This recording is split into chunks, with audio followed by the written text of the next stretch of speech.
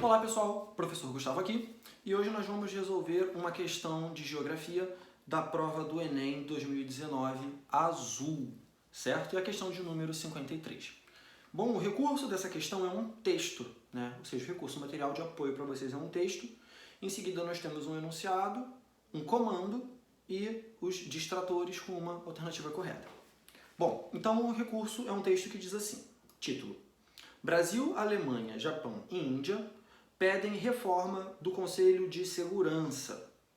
Então a gente tem um grupo de países aí bastante heterogêneo, né? Países, se a gente for parar para pensar, com realidades econômicas, sociais e históricas bastante diferentes, né? Pedindo uma reforma do Conselho de Segurança da ONU. Né? A ONU, a Organização das Nações Unidas, ela funciona com vários organismos. Um deles é o Conselho de Segurança, que vai estar sempre ligado a questões da manutenção da paz, solicitando que determinados países tenham ou não tenham determinadas práticas a fim de manter uma certa estabilidade dentro do sistema mundo.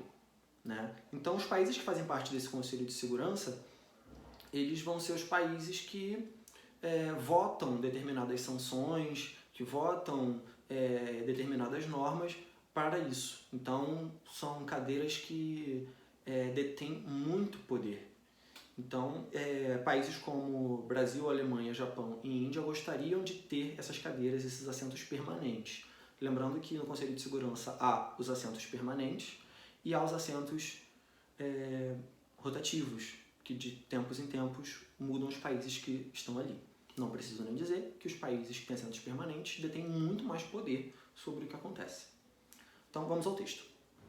Os representantes do G4, Brasil, Alemanha, Índia e Japão, reiteraram, em setembro de 2018, a defesa pela ampliação do Conselho de Segurança da Organização das Nações Unidas, ONU, durante a reunião em Nova York, Estados Unidos.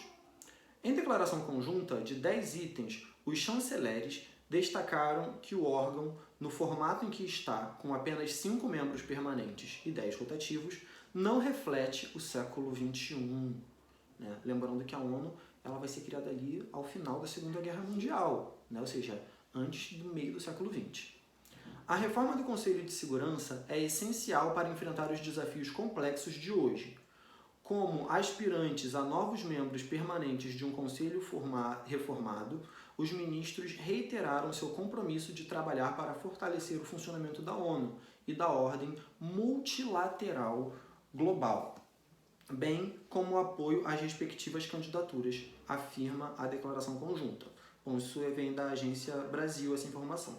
Texto acessado em 7 de dezembro de 2018, adaptado pelos professores que elaboraram a questão. Os países mencionados no texto justificam sua pretensão com base na seguinte característica comum. Ou seja, o que esses países têm em comum que faz deles bons candidatos a assentos permanentes no Conselho de Segurança? Antes disso, é importante a gente falar algumas coisas. G4 não significa 4 países mais ricos do mundo. Né? A gente tem alguns grupos começados com G que podem gerar uma certa confusão. Então vamos por parte. O G7, que virou G8 e depois virou G7 de novo, tem aí países extremamente ricos. Estados Unidos, Canadá, Alemanha, Japão, França, Itália, Reino Unido e a Rússia. A Rússia foi excluída em 2014 por conta de um conflito territorial, onde ela anexou o território então ucraniano da Crimeia, certo? Notem, países mais ricos do mundo sem a China, isso significa que o G7, ele foi criado bastante antes de que se pudesse dar a importância que a China tem, certo? Esse grupo ele faz reuniões anuais e ele tem muita influência sobre a ONU, sobre o FMI e sobre a OMC. A FMI é o Fundo Monetário Internacional, que empresta dinheiro, né? E a OMC, Organização Mundial do Comércio, que fiscaliza se as relações comerciais entre os países são justas. Ou seja, um grupo de 7 países, depois 8, depois 7 de novo, que tem influência sobre esses organismos, é um grupo muito poderoso. Tá? Ele foi criado nos anos 70, na década de 70, ali perto de quando a China começa a chegar ao que vai se tornar hoje em dia, né, durante a crise do petróleo. A gente tem o G20, né? O G20 vai ser criado ali em 1999 e ele vai ter influência sobre a Organização Internacional do Trabalho, sobre a FMI, sobre a ONU, sobre a OMC e sobre a OCDE, que é a Organização para a Cooperação e Desenvolvimento Econômico. certo? E aí a gente tem reuniões dos ministros de finanças e presidentes dos bancos centrais dos países que fazem parte.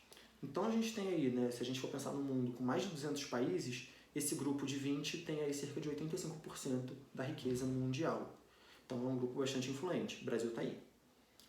Então a gente pensa logo quando a gente vê esse G em um grupo de países em riqueza ou num grande poder, mas não necessariamente.